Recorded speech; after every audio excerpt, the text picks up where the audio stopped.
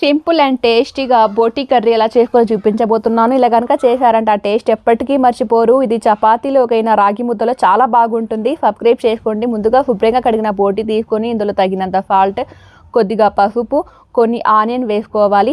ఇదంతా బాగా కలుపుకొని నీళ్లు ఏమి వేయకుండా 4 విజిల్స్కి ఉడికించుకోవాలి. 100 గ్రాములంత కొబ్బరి తీసుకోవాలి. 4 పండు టమోటాలు సపరేట్ గ్రైండ్ చేసుకోవాలి. ఉడికిన ఈ బోటి వేరొక డబ్రాలు వేసుకోవాలి.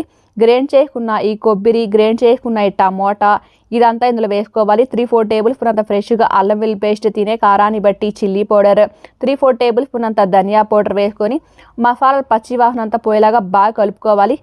ఇలా అంతా కలుపుకున్న తర్వాత కుత్తమని బాగా ఉడికించుకోవాలి. ఈ స్టేజ్లో ఉప్పు కారం తక్కువైతే అడ్జస్ట్ చేసుకోవచ్చు. కుక్కర్లో ఉడికించుకున్నప్పుడు తొందరగా ఉడికిపోయింది. తగినంత కొత్తిమీర చల్లేసుకోవాలి. అంతేనండి, చాలా బాగుంటుంది. తప్పకుండా ట్రై చేయండి. సబ్స్క్రైబ్ చేసుకొని లైక్ ఇవ్వండి.